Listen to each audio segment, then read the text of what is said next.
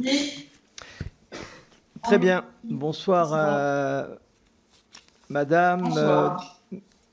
Bonjour pour vous, puisque c'est le matin et nous, on commence la soirée. Mes chers collègues, donc nous poursuivons les auditions ce soir, notre commission d'enquête avec, en visioconférence, la réception de madame Yolande Vernaudon. Yolande Vernaudon, qui est déléguée polynésienne au suivi des conséquences des essais nucléaires, qu'on appelle la DSCEN. Je précise, malgré l'homonymie des acronymes, que Madame Vernaudon ne doit pas être confondue avec une autre DSCEN, la médecin-chef Anne-Marie Jaladi, responsable du département du suivi des centres d'expérimentation nucléaire, elle aussi appelée DSCEN. C'est vrai qu'il y a beaucoup d'acronymes, mais rattachée à la direction générale de l'armement du ministère des Armées, car nous auditionnerons également Madame Jaladi prochainement. Donc, Madame la déléguée, vous êtes aujourd'hui à la tête d'une structure qui, depuis sa création en 2007, a pour mission de préparer et animer la politique du pays dans le domaine technique, scientifique, médical, environnemental et sociologique, afin d'assurer le suivi des conséquences des essais nucléaires. Nous vous remercions donc d'abord de nous expliquer en quoi consiste exactement votre mission, de quels moyens vous disposez pour la mettre en œuvre, et éventuellement aussi nous dire quels obstacles se dressent sur votre route. Un questionnaire vous a été transmis par notre rapporteur qui est à mes côtés, Madame Mereena Red Arbelot. Toutes les questions qu'il contient ne pourront pas être évoquées, bien évidemment, au cours de cette audition d'une manière exhaustive. Et nous attendrons de vous que vous nous fassiez parvenir, que vous lui fassiez parvenir à Madame la rapporteure des réponses écrites et aussi tout document que vous souhaitez nous transmettre ou information ou complément que vous souhaitez nous faire parvenir en complément de cette audition d'aujourd'hui. Pour ma part, j'aimerais vous poser quelques questions préalables, notamment, et la première, dans une de vos interviews, vous indiquez les tenants et les aboutissants scientifiques du fait nucléaire en Polynésie, et vous dites qu'ils ne sont toujours pas élucidés, voire ne le seront parfois jamais sur certains points, car d'une très grande complexité.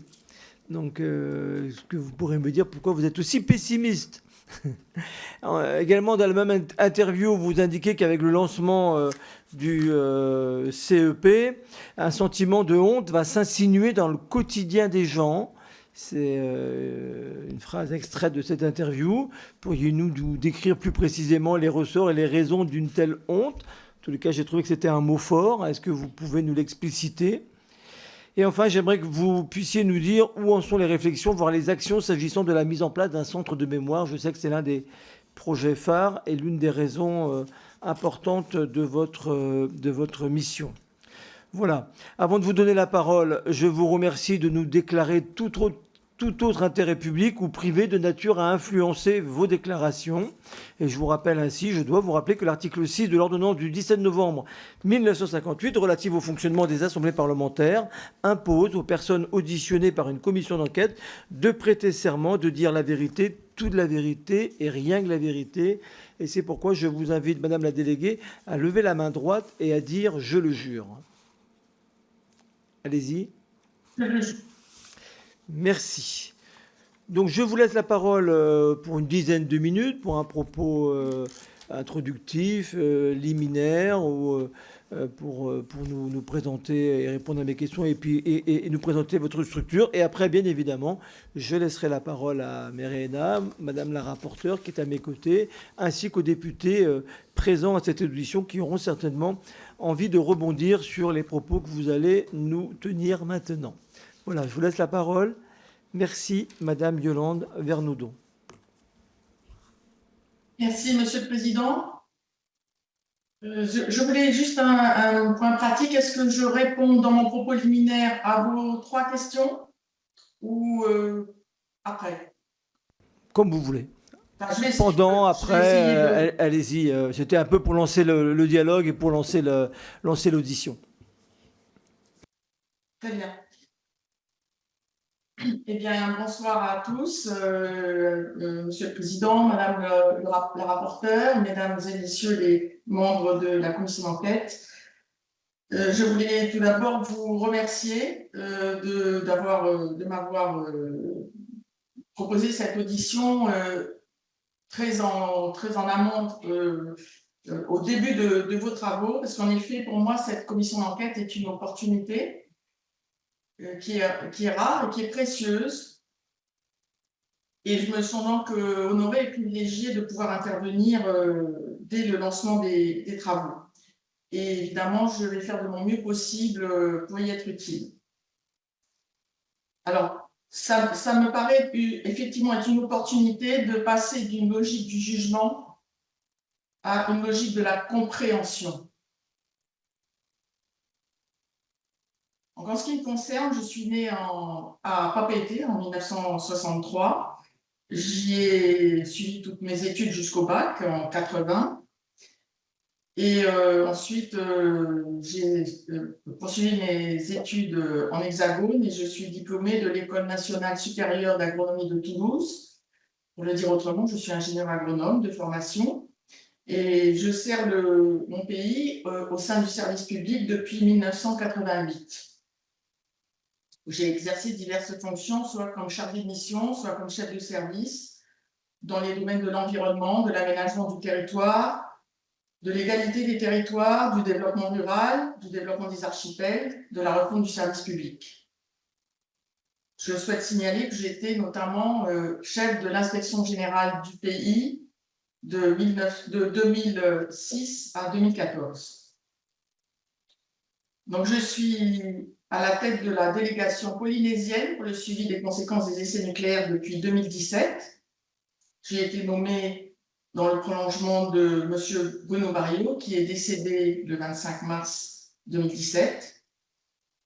Et à cet égard, j'ai hérité de sa feuille de route qu'il avait lui-même proposée au gouvernement de l'époque, présidé par M. Fritsch. Et cette feuille de route s'inscrit par ailleurs, évidemment, dans le rôle et les missions de la délégation. Donc, celle-ci est créée fin 2017, fin décembre 2017. 2007, pardon, excusez-moi, fin 2007, on est bien d'accord. Et c'est un service de mission, c'est-à-dire qu'il se positionne en administration centrale et son rôle est de proposer, comme vous l'avez indiqué tout à l'heure, une politique publique en matière de faits nucléaires. Et ensuite, quand ces orientations politiques sont validées au niveau qui convient, de coordonner et d'animer sa mise en œuvre. La délégation, comme ce terme délégation l'indique, n'est pas directement un service opérationnel. Il s'appuie sur les différentes institutions qui le sont. Ses principales fonctions sont d'être un secrétariat général scientifique et technique d'une commission administrative locale, qui a été longtemps le Conseil d'orientation pour le suivi des conséquences des essais nucléaires, et qui désormais est en stand-by. Donc, parmi également ses principales missions depuis l'origine, c'est-à-dire depuis 2008, il y a la mise en place d'un centre de mémoire et également d'être l'interlocuteur des représentants de l'État sur le sujet. Donc, mesurer les conséquences. Pour pouvoir suivre les conséquences des essais nucléaires, il faut avant tout les mesurer, les connaître. Et ça me ramène à la première question que vous avez posée dans votre introduction. Effectivement, les tenants et aboutissants de ces essais nucléaires, de cette entreprise gigantesque, avant même les premiers tirs de bombes expérimentales, il y a eu un déploiement d'un chantier phénoménal qui a impacté en premier lieu la ville de Papeete, et puis évidemment les atolls de Moruroa et Fongatauffa, et un certain nombre de pôles secondaires, au terme de la secondaire dans le sens de l'organisation des choses, des Gambiers, de Hor. Et donc, effectivement, c'est une affaire extrêmement complexe. Et mon mon constat est qu'actuellement, il y a beaucoup d'avis tranchés sur ce que sont ces conséquences, et que ces avis tranchés, ils précèdent en réalité les études, les enquêtes, par exemple les enquêtes épidémiologiques qui peuvent, jusque dans une certaine mesure, indiquer quelles sont les conséquences sanitaires. Donc je poursuis. Il nous est apparu, en termes d'action, hein, notamment depuis que je suis en fonction, il nous est apparu essentiel de pouvoir consolider aussi la connaissance de l'histoire du CEP. Et c'est pourquoi nous avions passé, dès 2018, une convention avec la Maison des sciences de l'homme du Pacifique pour mieux connaître cette histoire et en même temps engager un volet mémoriel pour consolider, pour compléter les recueils de mémoire. Et au travers de cette convention, le pays s'était engagé à faire toutes les démarches nécessaires pour améliorer l'accessibilité des archives. Et c'est notamment par ces travaux et ces échanges qu'une proposition nous a été faite à la table ronde en juillet 2021 d'opérer un tri systématique des archives intéressant le nucléaire. Donc, c'est le processus qui est actuellement en cours. La principale difficulté que je rencontre dans l'exercice de cette mission, c'est un déficit chronique de pilotage stratégique. C'est un sujet de fond, mais il n'est pas urgent. Donc, je constate que les interventions des politiques publiques, des décideurs, à tous les niveaux, interviennent après une crise ou au moment d'une crise, et qu'il n'y a pas donc un dispositif permanent pour gérer. Il n'y a même pas de stratégie en fait claire sur le sujet. Donc, c'est pour moi le principal écueil par rapport à ce sujet. Alors, est-ce que vous voulez que je vous parle maintenant du projet de centre de mémoire ou que ça revienne plutôt dans une question par la suite?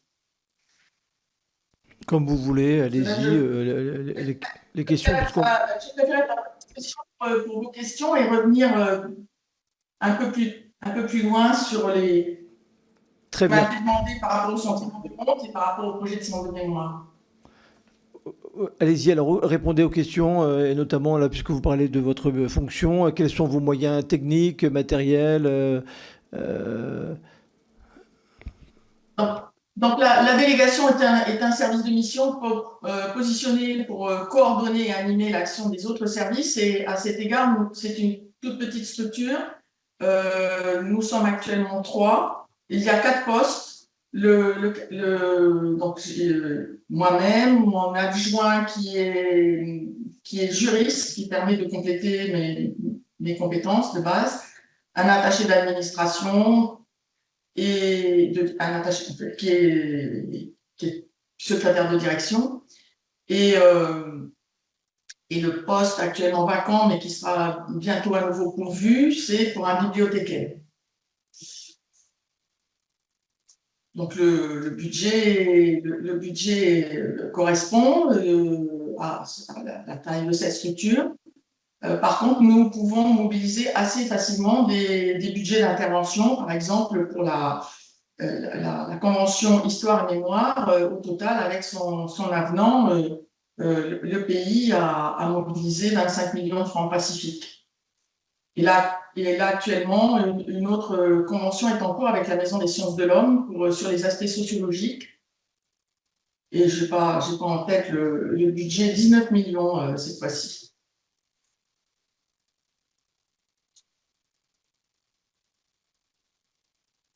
C'est un choix de positionnement. j'entends bien et régulièrement, il y a des idées qui reviennent que cette délégation aurait plutôt intérêt à être une direction et qu'à ce moment-là, ça soit une entité quand même très conséquente qui mobilise plusieurs expertises, des médecins, des ingénieurs de l'environnement et du nucléaire, et bien sûr des experts de la culture, et ainsi de suite. Mais à ce moment-là, il y a le risque d'un repli sur soi de cette direction qui fonctionnerait un petit peu seule dans son coin, alors que jusqu'à présent, les pouvoirs publics polynésiens ont estimé que c'était plus pertinent que la délégation reste dans cette position très mobile et s'appuie en revanche sur les directions existantes dans les différents domaines que je viens d'indiquer. Ce que nous faisons avec plus ou moins de succès, parce qu'évidemment, la direction de la santé, la direction de l'environnement, la direction de la culture et du patrimoine, toutes ces directions ont leur programme par ailleurs, ont leur plan d'action par ailleurs, et peuvent parfois considérer que le fait nucléaire est anecdotique de leur point de vue, ou du moins ne rentre pas dans leur agenda. Ce que je vous disais tout à l'heure, la problématique, elle est essentiellement là. C'est que ça ne vient pas suffisamment dans les agendas des autres, de l'ensemble en fait des pouvoirs publics. Là, vous parlez bien côté administration polynésienne. Oui, bien entendu, je ne peux parler que pour l'administration polynésienne.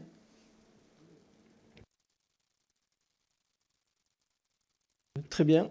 Est-ce que vous avez fini, madame? Cela dit, en tant que représentant désigné donc, par le texte de la délégation, en tant que représentant, d'interlocuteur désigné pour le pays des représentants que désigne l'État sur le sujet, au niveau administratif, on est bien d'accord, je constate effectivement que côté État, il y a une extrême dispersion des interlocuteurs. Et donc, pour moi, c'est une gageure à chaque fois.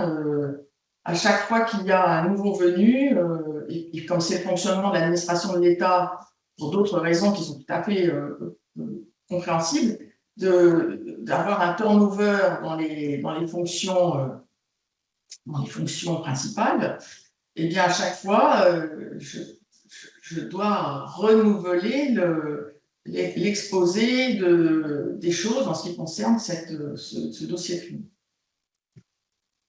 Et je constate une dispersion, une déperdition de la compréhension des choses. Tout ce que je peux vous dire côté fonctionnement des services de l'État, c'est ce que j'en perçois de par ma fonction d'interlocuteur pour le pays. D'accord, merci. Je donne la parole à Madame la rapporteure, si vous voulez, et ensuite les questions des députés. Et puis je reviendrai. Yorana, bonjour Madame la déléguée. Merci donc de répondre à notre invitation pour la commission d'enquête qui nous occupe. Donc, merci aussi d'avoir expliqué un petit peu votre position au sein de l'administration du pays. Et aussi des difficultés que vous avez puisque vous n'êtes pas une direction propre, mais une délégation qui finalement, alors je dis papillonne, c'est vraiment entre guillemets, qui doit intervenir ou demander en tout cas des échanges avec différentes directions, donc la santé, l'environnement, la culture. Donc ça doit complexifier en fait votre travail, je l'entends. Et je reviendrai sur vos rapports avec les services de l'État, du coup, concernant notamment l'accès aux archives. Donc vous l'avez évoqué. Je suis un petit peu étonnée que vous n'ayez pas d'archiviste? Parce que je pense que c'est une de vos missions, peut-être en tout cas principale, d'essayer de récupérer ce pan de l'histoire commune de la Polynésie et de l'Hexagone. Et en fait, dans votre équipe, alors le poste non pourvu est pour un bibliothécaire. Est-ce que c'est suffisant pour les travaux que vous devez mener dans votre délégation? Merci Madame la rapporteure pour votre question. Alors en ce qui concerne les archives, alors d'une part, toujours dans la logique du positionnement de la délégation en service de mission non opérateur, bien entendu, je me suis rapprochée très vite du service du patrimoine archivistique et audiovisuel du pays, qui est dans l'organisation de l'administration de la Polynésie française, l'expert en la matière. En réalité, ça, je vous parle de mes prises de fonction en 2017, et par la suite, quand le projet de centre de mémoire a été relancé en 2018, le service des archives polynésiens est associé, bien entendu, aux travaux par rapport à ce projet de centre de mémoire. Donc, ce n'est pas la délégation elle-même qui est opérateur, encore une fois. Par ailleurs, c'est la raison pour laquelle nous avons fait appel à la Maison des sciences de l'homme du Pacifique pour que des historiens soient mobilisés. Parce que les archives en soi, ça n'a pas tellement d'intérêt, autant qu'elles restent là où elles se trouvent, où elles sont conservées dans les règles de l'art. Et ça n'a pas tellement d'intérêt d'en rapatrier des tonnes et des tonnes ici et d'être effectivement obligé d'organiser à part entière et sur le plan logistique et sur le plan de compétences la conservation de ces archives. Ce qui est important, c'est qu'elles soient accessibles aux travaux des historiens et de toute personne qui souhaite s'emparer de cette question et mieux la comprendre. D'où la convention, encore une fois, qui a été passée en octobre 2018 avec la Maison des sciences de l'homme. D'un côté, on demandait à la Maison des sciences de l'homme d'endosser la responsabilité scientifique d'un programme en termes de recherche historique. Donc, le professeur Éric Pont, directeur de la Maison des sciences de l'homme, s'est appuyé pour cela, comme vous le savez, sur le professeur Renaud Metz, que vous avez déjà auditionné. Et dans cette même convention, donc le pays, c'est-à-dire en fait la délégation qui est la cheville ouvrière, s'engageait à faire toute démarche pour obtenir une meilleure accessibilité de ces archives. Donc, voilà comment c'est une question de choix d'organisation. Là, je fais référence à mon expérience de 8 années à la tête de l'inspection générale du pays, de l'administration du pays. On est typiquement dans une option à faire et s'y tenir ensuite d'organisation. Alors, si on venait vers une direction pour le suivi des conséquences des essais nucléaires, ce que je crains, c'est que les autres administrations se dépossèdent complètement du sujet. Alors que, par exemple, actuellement, toujours dans le même processus et dans la même dynamique, dès 2017, je me suis rapprochée de la Direction générale de l'éducation et pour dire, voilà, il y a un problème, on n'aborde pas suffisamment le fait nucléaire dans les écoles. Et alors eux, le ministère polynésien de l'Éducation, avec la DG2E et en lien avec le vice-rectorat, se sont totalement emparés du sujet et depuis 2018 développent un programme enseigné fait nucléaire. Nous restons partenaires, mais c'est bien eux, avec leur expertise, leur savoir-faire en termes pédagogiques et d'enseignement, qui déroulent ce projet et qui en sont responsables. Vous voyez, le risque dans un sujet aussi complexe, c'est de penser que c'est de tomber dans une illusion où on va être expert en tout. Ça, c'est pas possible. Donc, vous venez de nous décrire en fait un échange qui fonctionne, hein, puisque la délégation a pu échanger avec le ministère de l'Éducation, et ça fonctionne moins donc avec d'autres directions ou d'autres ministères. C'est ce que vous essayez de nous dire. Oui, c'est ça. Je pensais, je reviens rapidement aux archives et puis on pourra passer à d'autres questions. Je pensais à la commission d'ouverture des archives dont je pense vous êtes membre, ou peut-être que je me trompe, qui a été créée en 2021 suite au passage aux annonces du président de la République en 2021. Pouvez-vous nous en parler, s'il vous plaît? Oui, bien sûr. Alors là, vous voyez, c'est justement l'idée de dire que cette commission a été créée suite aux annonces du président de la République en juillet 21 à Papeete. C'est un exemple parfait du renversement, en quelque sorte, du déroulé des choses. Parce qu'en réalité, ce processus et cette commission nous a déjà été annoncés à la table ronde le 1er juillet 2021 par Madame Darrieussecq. Et c'était une proposition qu'elle faisait en réponse aux fameuses demandes réitérées et argumentées que nous avions fait, avec un argumentaire d'ailleurs qui nous avait été fourni par le professeur Bruno Metz et toute l'équipe qui l'avait mobilisé, je pourrais vous communiquer bien entendu, et qui expliquait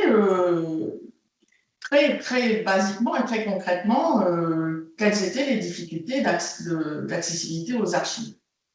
Donc, Madame Darrieussecq fait cette proposition de déployer un dispositif de tri avec des moyens qui ont été mis en œuvre, je crois, 6 équivalents temps plein dans les différentes archives, dans les différents services d'archives. Et puis, elle annonce à la table ronde, donc le 1er juillet, qu'elle va présider cette commission d'ouverture qui réunit tous les services détenteurs d'archives intéressant l'histoire du CEP. Et là, le président Fritsch demande à ce que la Polynésie puisse y avoir un représentant. Et dans un premier temps, Madame Darrieussecq dit non, je pense que ça ne va pas être possible.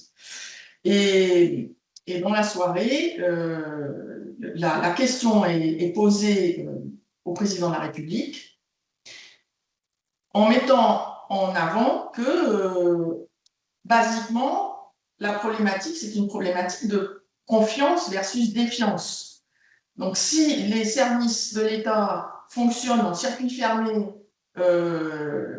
pour ces travaux de déclassification, il faut comprendre que les Polynésiens vont rester dans une suspicion permanente par rapport à ça.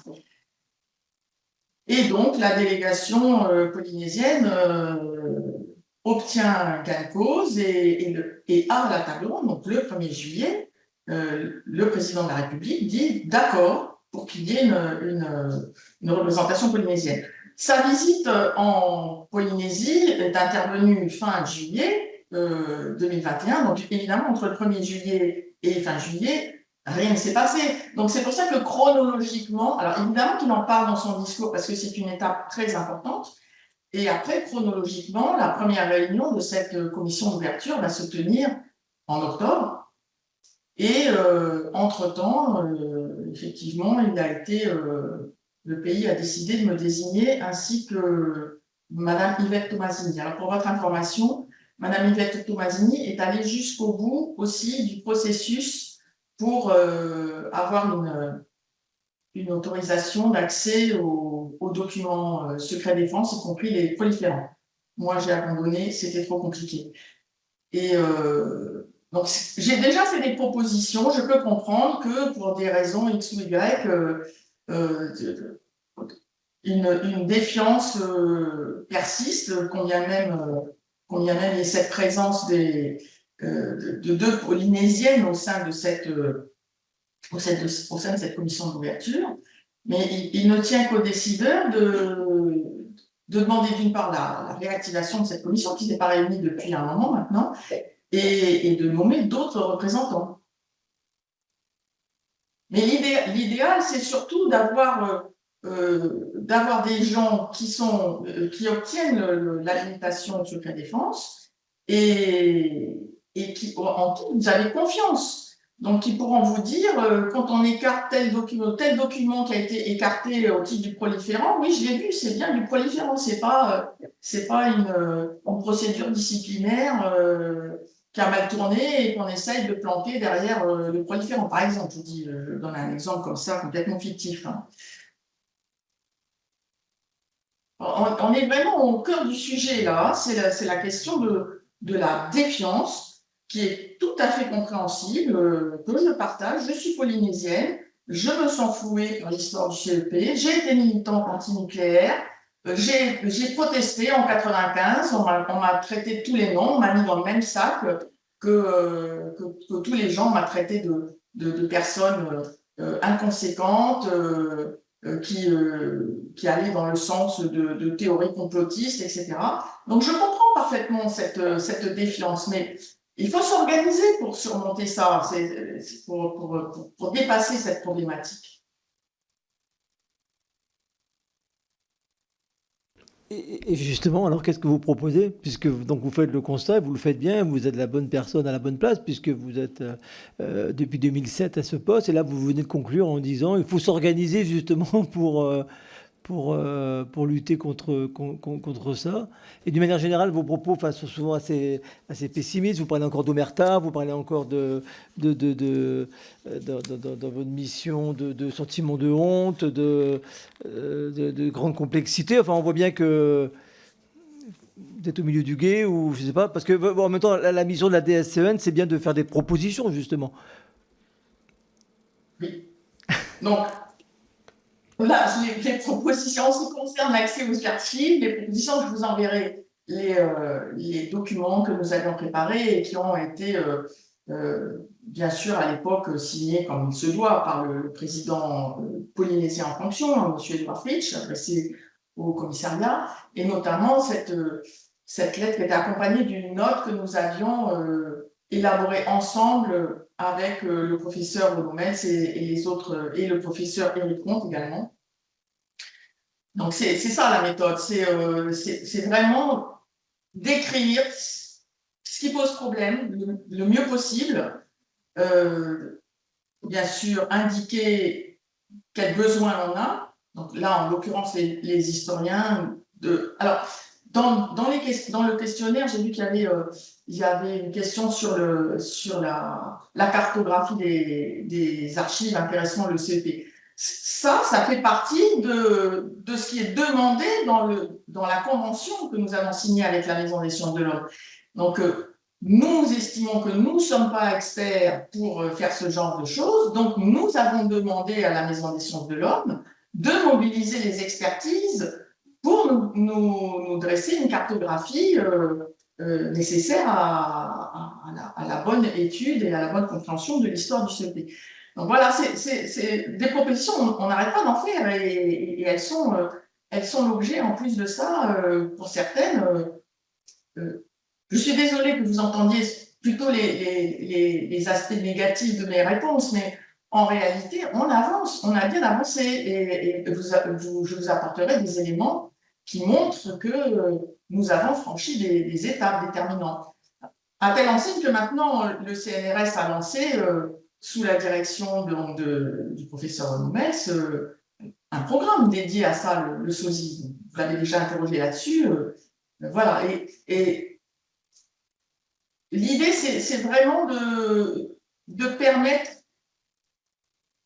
de fluidifier une dynamique, en quelque sorte. Mais ce n'est pas d'être l'opérateur omniscient, omniprésent, omni-intervenant de partout. Ça, c'est pas possible. Ça, c'est pas possible. Il est important de travailler en transversalité, en mobilisant les expertises là où elles se trouvent. Et c'est ce que nous faisons. Alors, pour la question du sentiment de honte, que j'évoquais dans mon interview, qui revient donc dans le dossier presse, hein, le fait nucléaire en Polynésie, l'RNP des mémoires. Là, je parle de l'époque de l'implantation du CEP et vraiment qui a induit un bouleversement, un changement brutal, hein, de toute la sphère socio-économique. Et à ce moment-là, il fallait s'engager dans ce processus. Vous avez des témoignages, par exemple, dans la pièce de théâtre Champignons de Paris. Vous avez une scène, hein, où on voit deux Polynésiens, l'un qui est parti travailler au CEP et l'autre qui préfère rester dans sa plantation. Eh bien, les gens qui sont restés vivre de manière traditionnelle de leur pêche, de l'agriculture, eh bien, ils ont été, pris de haut. Revoyez cette scène, c'est très très bien décrit ce qui se passe à ce moment-là sur le plan psychosocial. Vous avez le poète Henri Hillot qui a écrit plusieurs poèmes, qui chante et Polo Anavo pour inciter les gens à s'écarter de cet argent facile, trop facile, et à revenir aux fondamentaux, à revenir à la terre, à revenir à la pêche, à revenir à leur faré traditionnel. Pendant toute cette période du boom économique, c'est le cas de le dire boom, hein, parce que ça fait pouf, comme ça, explosion. Ça fait cheat aussi d'une certaine manière, parce qu'on se demande maintenant ce qu'il en reste. Et dans toute cette période-là, les gens, ils avaient honte de vivre dans une maison sur pilotis, par exemple. Tout le monde voulait sa maison dure. Dès qu'on gagnait un peu d'argent, il fallait construire une maison avec une dalle et des murs en béton, un toit en tôle. C'est ça, quand je parle de sentiment de honte, c'est ça. Merci. Je laisse la parole à Jean-Paul Lecoq, qui est député de Seine-Maritime, pour une question. Oui, merci Monsieur le Président. Merci Madame pour ce que vous nous racontez, parce qu'on sent à la fois la personne concernée, à la fois la militante, à la fois l'ingénieure très cartésienne, et on sent vraiment que vous êtes la bonne personne à la bonne place en ce moment, et à la bonne date. Moi, je voudrais savoir si, puisque en fait, notre commission, peut-être qu'elle est là pour mettre de l'huile dans tout ce que vous vivez. Elle est là pour servir peut-être d'accélérateur. Et donc, elle a besoin de savoir à quel endroit, je vais prendre des métaphores pour des ingénieurs, à quel endroit il faut mettre la burette pour mettre l'huile et pas tâcher tout le reste, quoi. Et dans le devoir de mémoire, c'est-à-dire dans le travail de mémoire que vous faites, il y a l'aspect éducatif, il y a l'aspect pluridisciplinaire, c'est-à-dire bien mesurer les conséquences à la fois sur l'homme, on s'y intéresse nous par rapport aux indemnisations, etc., mais à la fois sur la faune et la flore. Et votre métier, jadis, votre formation peut aussi, je le pense, faire que vous vous intéressiez. Et puis il y a la question un peu sociale, sociétale de la Polynésie, c'est-à-dire ce qui se passe en ce moment, les difficultés pour faire reconnaître des maladies, pour monter des dossiers, pour faire le travail de mémoire, pour faire toutes ces difficultés-là. Est-ce que ça va faire partie, dans 20 ans, de ce que vous aurez laissé sur la mémoire, justement, des essais nucléaires? C'est-à-dire que, est-ce qu'on aura appris du début, du fait historique, du choix de la Polynésie, jusqu'à la fin du cycle, s'il y a une fin de reconnaissance des conséquences sur plusieurs générations, etc. Est-ce que ce travail d'archives et de mémoire intègre tout ça, en fait? Est-ce qu'il y a une dimension actuelle aussi de votre travail et de vos recherches? Et puis, il ne faut pas hésiter à nous dire dans la coordination, parce que ça arrive dans plein de régions, y compris dans la mienne au Havre, dans la coordination entre les services régionaux, les services de l'État, etc. Parfois, c'est compliqué. Parfois, il y a du mal à faire fonctionner les choses à cause, justement, de cette rotation de personnel. On est obligé de recommencer des explications, l'histoire du port, etc. Et est-ce que là-dessus, il y a des méthodes que vous avez suggérées, que vous avez proposées pour justement ne pas avoir à tout redire à chaque fois? C'est-à-dire je sais pas, parfois il y a des revues de contrat, des choses comme ça qu'on peut donner à ceux qui arrivent après. Il y a des fiches. C'est un peu les démarches qualité. Enfin, moi, j'avais fait ça quand j'étais maire, où chaque fois qu'il y avait un changement de personnel dans un service, la démarche qualité qu'on avait mis en place, il y avait des fiches et qui disaient des procédures, etc. Est-ce que ça, à votre niveau, avec les services de l'État, vous avez aussi cette réflexion? Et puis après, il y a toute la dimension ambivalente, parce que tout à l'heure, on a auditionné des personnes, et il y avait ceux qui trouvaient extraordinaire d'avoir un travail extraordinaire et d'avoir cette possibilité de vivre d'un autre travail, et qui en même temps sont des victimes du travail qu'ils ont fait. Mais ils dénonçaient pas ce travail. Ils en étaient même, ils en parlaient avec fierté. Et donc, par rapport à vos derniers mots là, est-ce qu'il y a cette dimension aussi de montrer les fiertés des Polynésiens qui ont fait des choses extraordinaires, pas forcément géniales, puisque voilà, c'était la bombe atomique, quoi. Mais ça avait quand même un caractère extraordinaire. Et donc, comment ça peut être aussi mis en valeur, parce que voilà, ça fait partie de l'histoire de la Polynésie maintenant.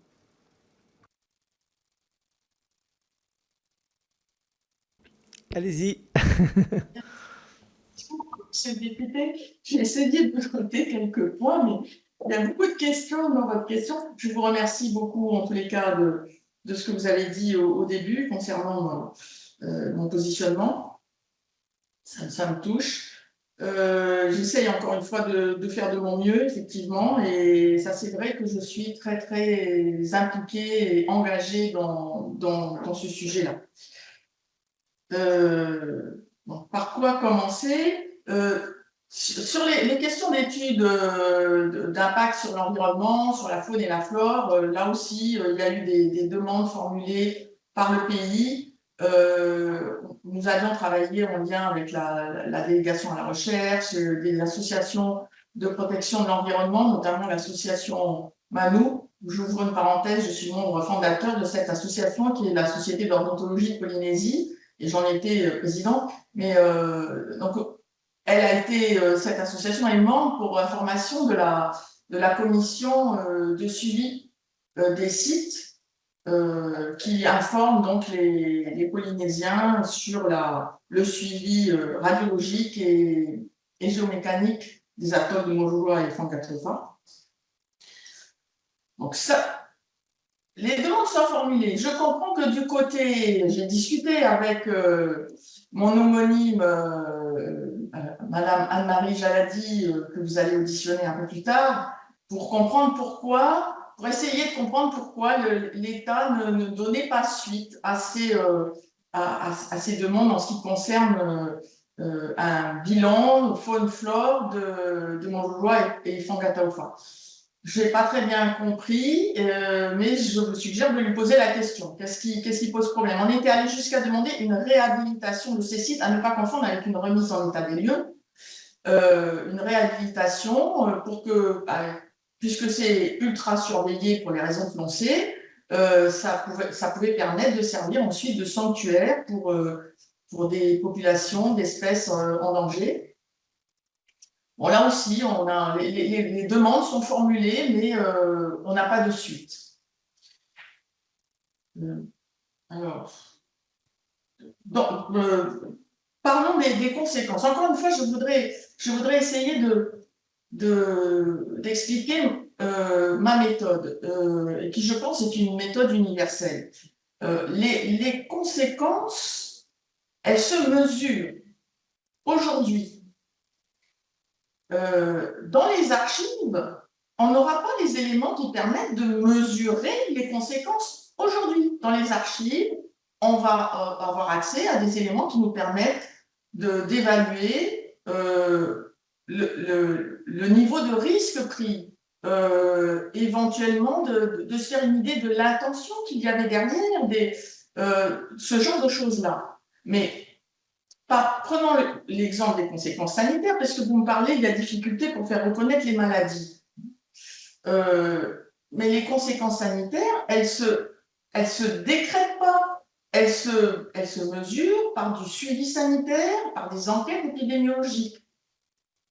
vous avez par exemple l'expertise collective de l'INSERM, qui est une méta-analyse, qui elle-même se base sur des quantités et des quantités de données et d'études par ailleurs, donc qui a été produite par un collectif d'experts mobilisés à cet effet. Et je pense que vous entendrez le professeur Devater à cet égard.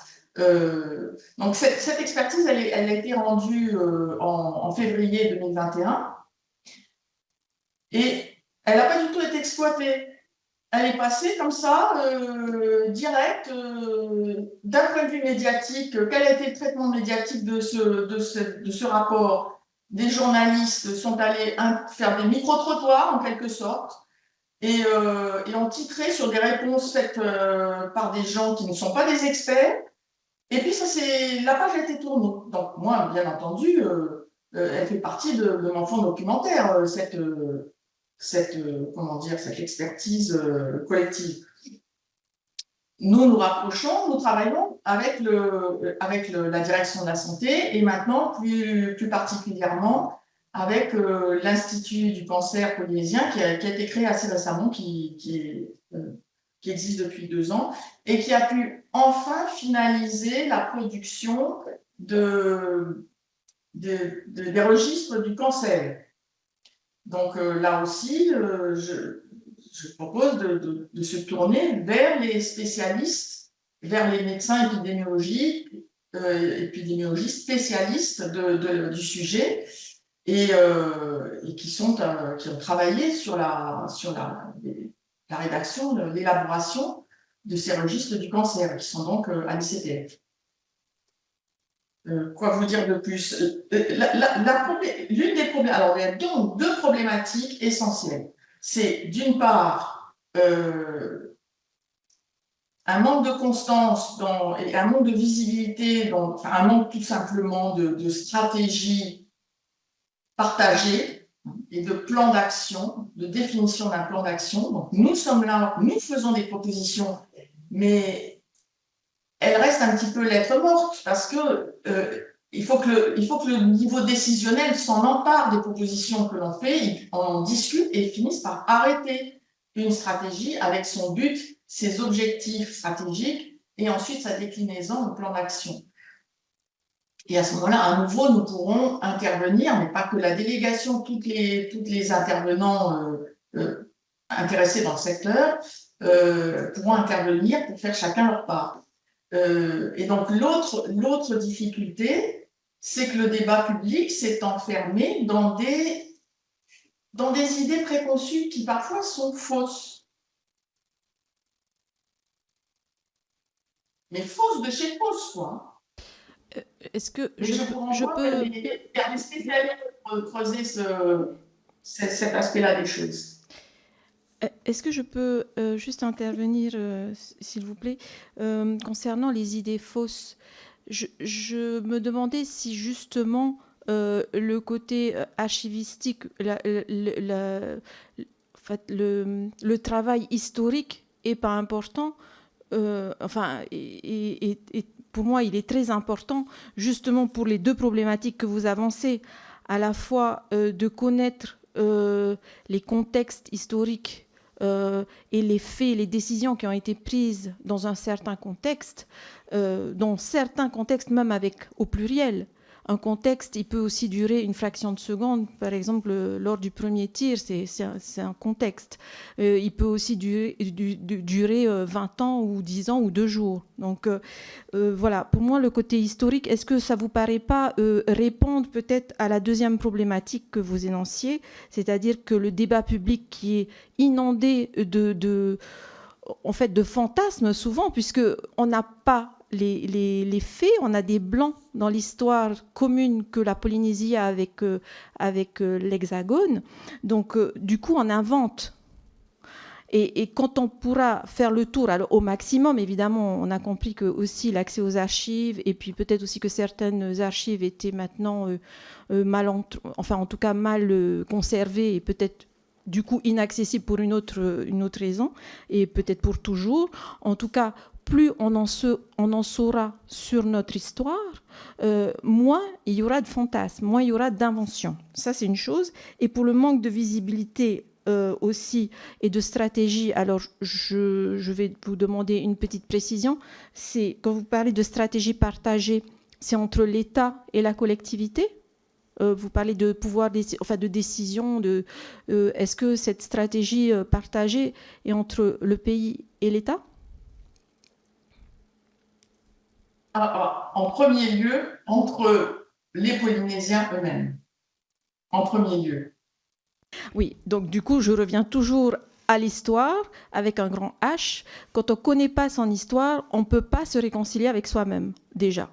Donc pour moi, c'est important. Et à partir du moment aussi, si on parle de stratégie partagée, du coup, à un second degré, c'est-à-dire entre les pouvoirs décisionnels, l'État et le pays, on peut pas partir sur une stratégie sans savoir d'où on vient aussi. Alors un minimum, parce qu'on ne pourra pas attendre aussi de faire le tour de la question historique pour décider de quelque chose. Ça doit peut-être se faire, je ne sais pas, c'est à la mode en même temps. C'est sur un sujet aussi fondamental et aussi complexe, c'est forcément une démarche itérative. Excusez-moi, j'utilise plutôt le terme itératif que en même temps, parce que c'est pas vraiment en même temps, c'est plutôt effectivement un aller et retour, comme une respiration. Et d'abord se mettre d'accord sur l'aspiration, qu'est-ce qu'on cherche? Fondamentalement, c'est ça la question. C'est est-ce que je crois qu'on a tous envie de se libérer de ce passé. Parce qu'on a tous envie de se projeter vers l'avenir. C'est ça qui est fondamental. Et maintenant, comment on fait pour opérer ce mouvement? C'est bien la question. Pour ma part, j'ai fait un certain nombre de propositions, mais je vous enverrai tous ces éléments. Hein. Je ne vais pas mobiliser le temps là, de l'audition proprement dit. Vous parlez de l'histoire, connaître son passé, mais pourquoi croyez-vous qu'on a passé une convention avec la Maison des sciences de l'homme dès octobre 2018? C'est pour ça. Et mon prédécesseur, de même, et comment dire, avant ces travaux confiés à la Maison des sciences de l'homme, il y a eu des choses qui ont été faites. Mon prédécesseur, il aimait bien travailler avec Jean-Marc Fregnault. Jean-Marc Fregnault a produit énormément de choses aussi sur l'histoire. Donc, il ne s'agit pas d'ignorer ce qui a été fait avant les travaux de la Maison des sciences de l'homme, bien au contraire. Et par ailleurs, mais je pense qu'avec avec cette convention passée, avec l'administration de l'homme, nous sommes passés sur un autre palier en ce qui concerne un dynamisme dans les recherches. Et donc, vous avez le programme SOSI, mais vous avez aussi tout un tas d'autres choses qui se font, et pas qu'au niveau de la Polynésie, parce que c'est un héritage que partagent nos voisins océaniens, cet héritage des essais nucléaires. Il n'y a pas qu'en Polynésie française qu'il y a eu des expérimentations. Vous le savez bien, il y a eu des expérimentations américaines, des expérimentations anglaises.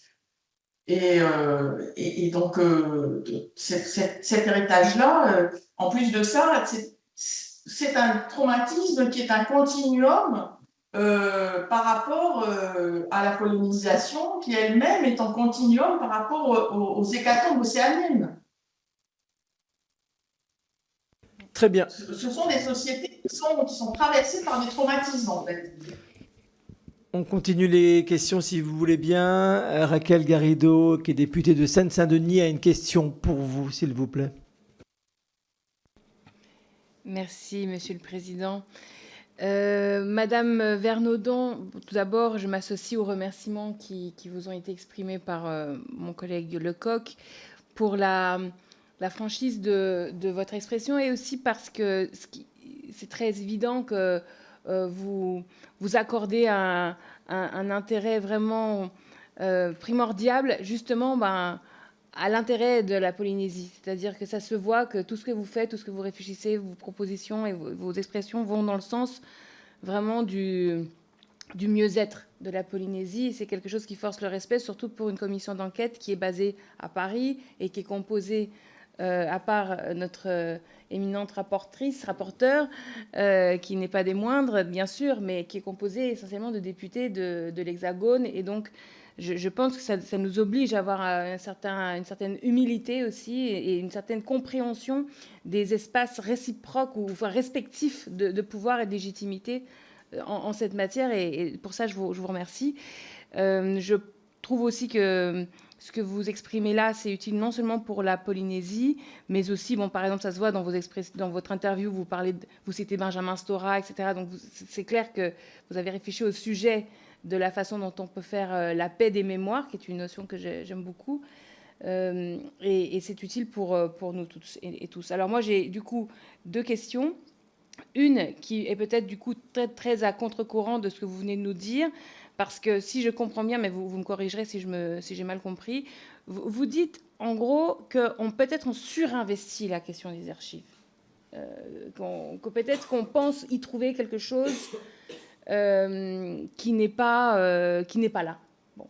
Et donc, ça peut-être que cela affaiblit l'importance de la question que j'avais, parce que je me posais la question, moi, de savoir justement bien combien y a-t-il de chercheurs et de chercheuses qui sont habilités secret défense, concrètement, comment ça se passe pour l'obtenir. Vous mentionniez tout à l'heure la grande difficulté que vous avez eue vous-même et même votre renoncement à essayer d'obtenir l'habilitation secret défense. Je me dis, c'est quand même un obstacle s'il y a des chercheurs et des chercheuses qui renoncent à être habilités secret défense ou à qui on refuse. Est-ce qu'il y a des dossiers refusés? Est-ce qu'on sait d'ailleurs? Est-ce qu'on sait s'il y a des refus? Pourquoi? Etc. Est-ce que vous avez des données là-dessus? Est-ce qu'il y a aussi des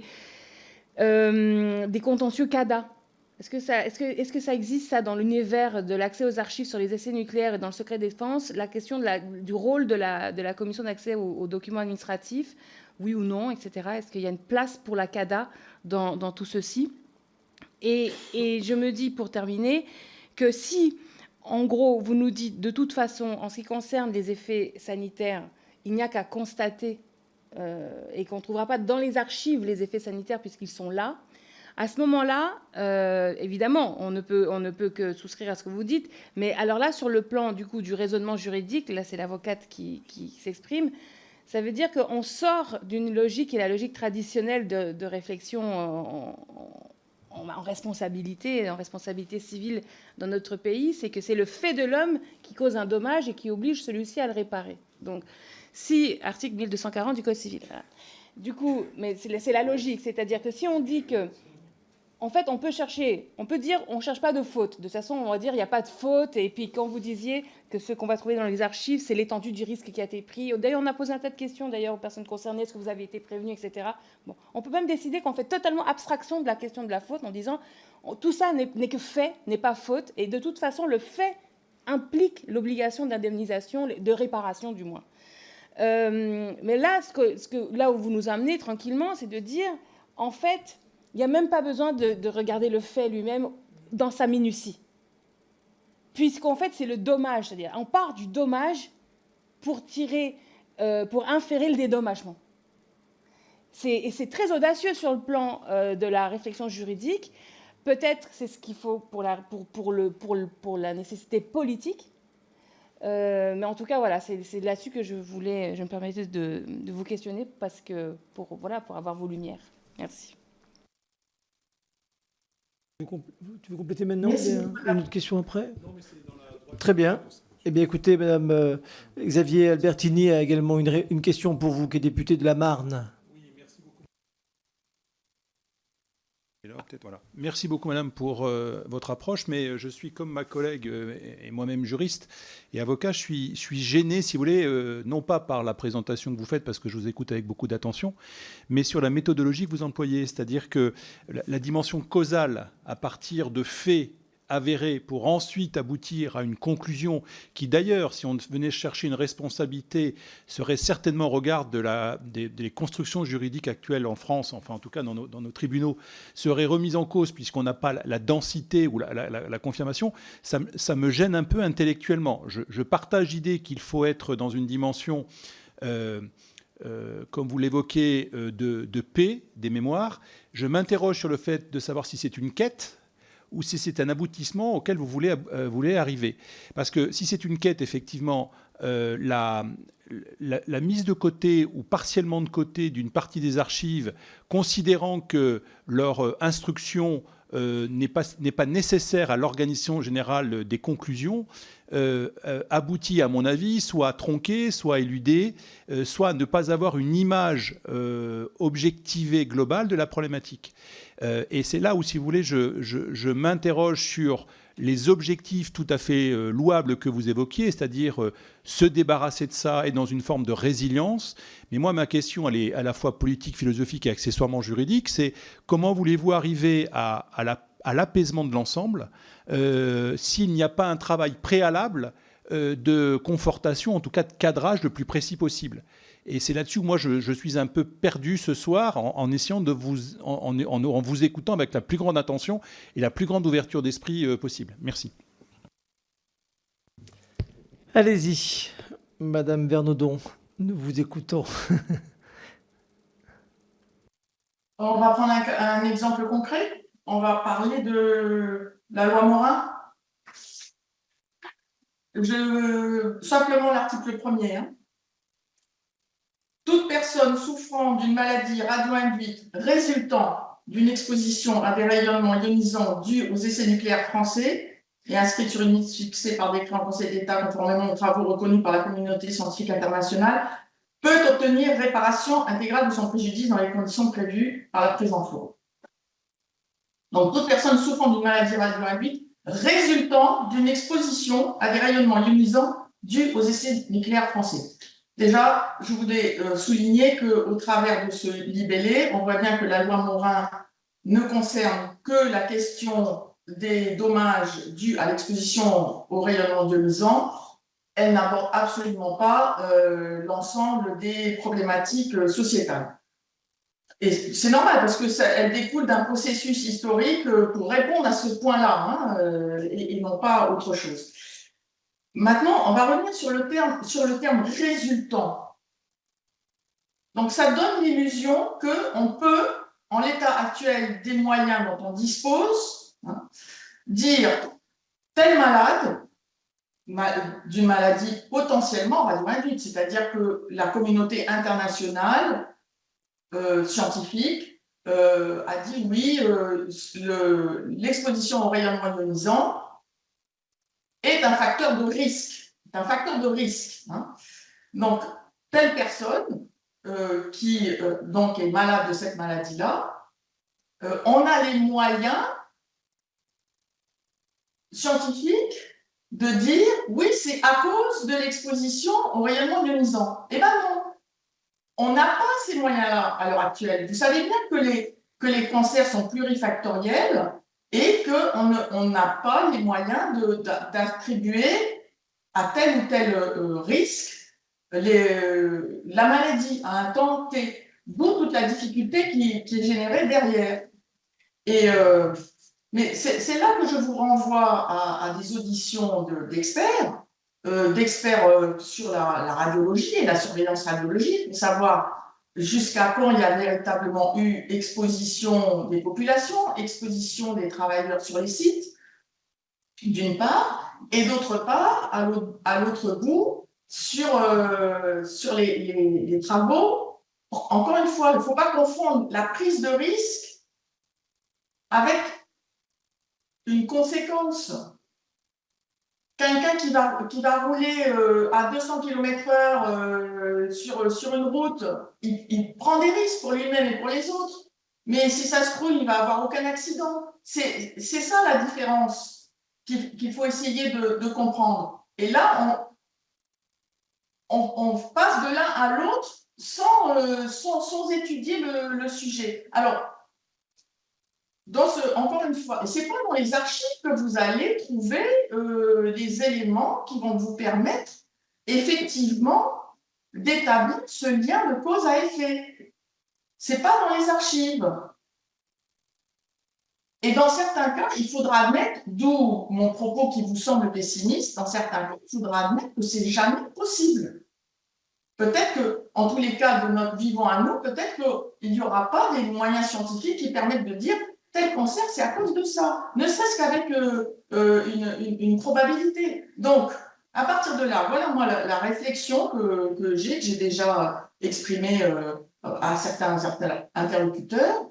En ce qui concerne cette question d'indemnisation, voyons, quand effectivement il y a eu exposition, aussi faible soit-elle, peu importe, hein, et à ce moment-là, à minima, remboursant tous les frais engagés par la CPS pour prendre en charge les malades de ces pathologies, mais pour ceux qui étaient effectivement présents pendant cette durée, cette période où il y a eu exposition à un risque. Mais au-delà de cette période-là, eh bien non, il ne faut pas tourner autour du pot, quoi. Hein. Si quand il n'y a plus exposition, il n'y a plus exposition, et puis c'est tout. Je ne vais pas rentrer davantage dans les explications aujourd'hui.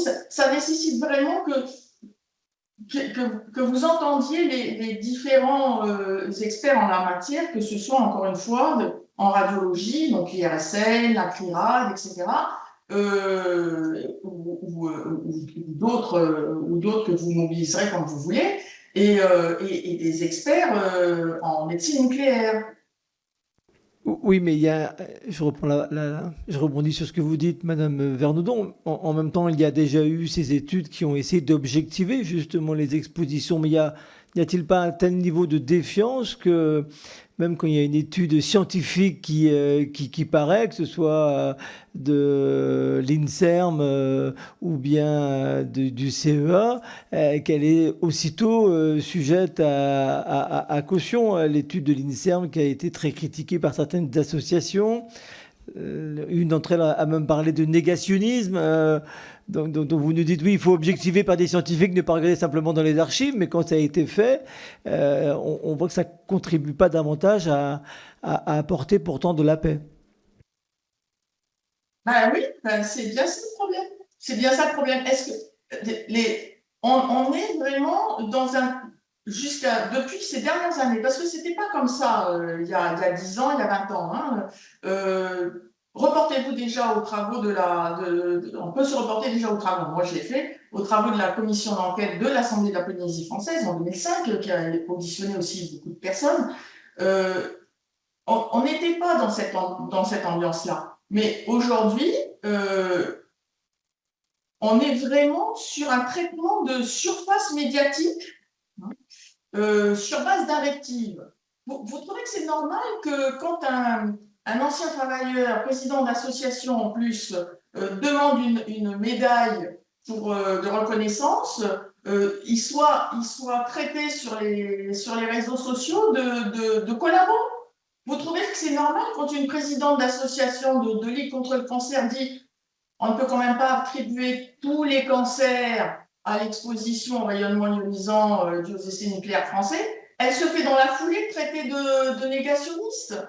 Voilà l'ambiance dans laquelle on est à l'heure actuelle. Effectivement, cette ambiance nous empêche de travailler sereinement. Merci. Alors, moi, ce que je vous propose, c'est je ne suis pas expert en tout, mais ce que je vous propose, c'est de vous procurer ces fameuses études et d'interroger les experts qui y ont travaillé. Très bien. Voire des experts qui n'y ont pas travaillé, mais qui sont des ONG ou je ne sais qui, mais au moins des experts du sujet. D'accord, très bien. Pas des micro-trottoirs.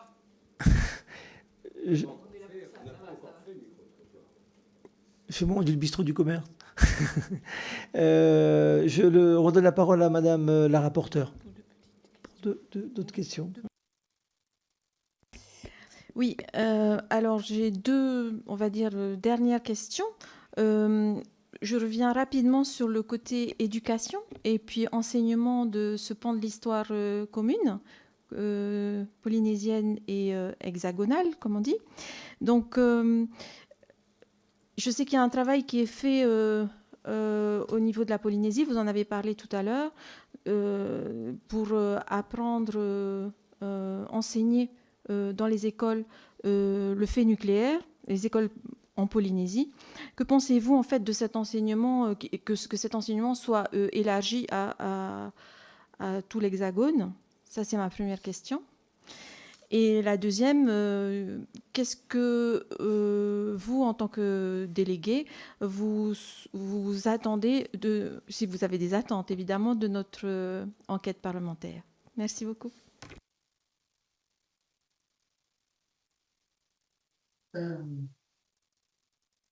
Donc, la première question, excusez-moi, Madame la rapporteure, la première question, c'était... j'ai oublié. Vous pouvez répéter la première partie de la question sur l'enseignement du... Ah oui, dans l'Hexagone. Oui. Et plus largement, si je puis me permettre, ce serait bien qu'en Hexagone, on enseigne, on apprenne la géographie, et qu'on englobe réellement les Outre-mer français, puisqu'ils sont français, dans tout ce qui est histoire de France. C'est assez fatigant quand on s'adresse, je parle bien sûr pas de mes interlocuteurs professionnels, hein, mais des amis, des amis d'amis, etc., qui confondent Tahiti à Haïti, qui sont imprégnés dans tout leur raisonnement par rapport aux Outre-mer de stéréotypes tous plus humiliants les uns que les autres pour nous. Hein. Ce fameux stéréotype de penser que l'océanien est sans profondeur, ne sait pas se projeter dans l'avenir, etc. Et ça circule dans le monde dans deux dimensions simplement. Donc tous ces clichés, à mon avis, il serait moins prégnant dans l'esprit des Français hexagonaux s'il y avait un minimum d'enseignement de la géographie et de l'histoire des Outre-mer, et particulièrement de la Polynésie, et puis bien entendu la question du fait nucléaire, pas seulement. Et je voulais revenir sur l'habilitation secret défense. C'est moi qui ai renoncé à remplir le questionnaire parce que je le faisais sur une application Internet parce que j'étais ici et je ne pouvais pas le faire directement donc, sur place. Et je ne m'en sortais pas avec cette application pour des raisons qui sont liées à mon histoire familiale, parce qu'il y a des rubriques qui manquent hein, dans les déroulés de menu. Il faut remonter assez loin sur l'identité des parents, du conjoint, des parents du conjoint, etc. Et dans la mesure où j'ai un papa qui est né en Chine, une maman qui est née à Port Vila, une belle-mère qui est née aux Marquises, etc., je ne trouvais pas les cases. C'est aussi bête que ça. Mais voilà, c'est pas tant les historiens qui devraient être habilités au secret défense, c'est plutôt des représentants, soit à un niveau politique, mais ça c'est peut-être pas possible, soit à un niveau administratif de la Polynésie, pourquoi pas le chef du service des archives polynésiens ou un agent de ce service ou des agents du service du patrimoine et de la culture. Ça serait plus judicieux que ce soit eux qui aient cette habilitation et qui puissent vous témoigner que quand un dossier a été classé proliférant, eh bien oui, c'est bien du proliférant, c'est pas pour vous cacher autre chose. Parce que oui, encore une fois, ce qui est au cœur de toute la problématique, c'est cette question de la défiance et donc de la confiance.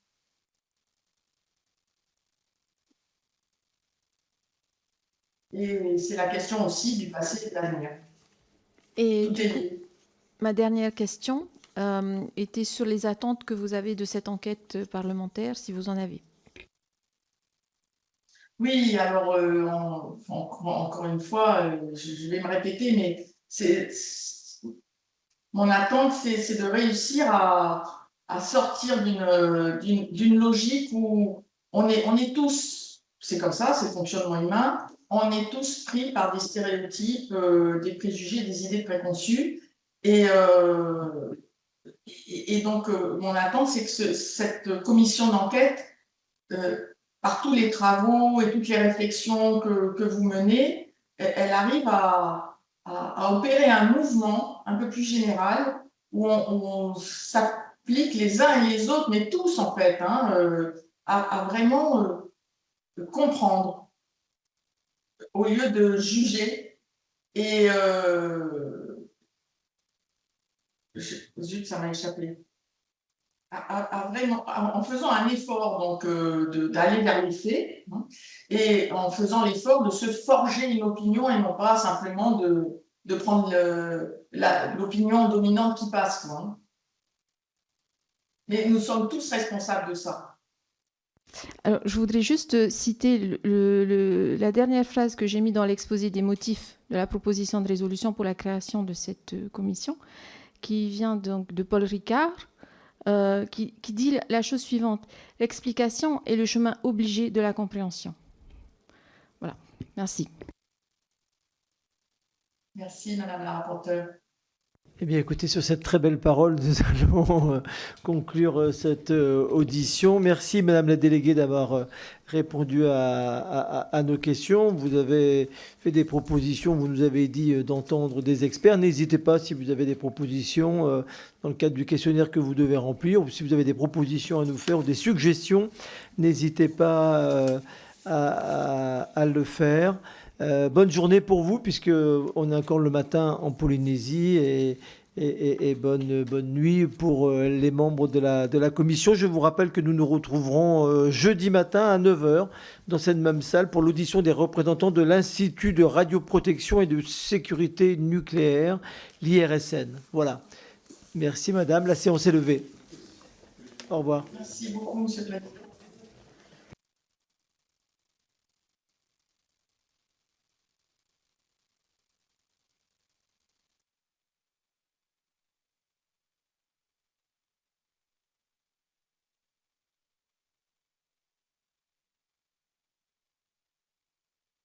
Recording stopped.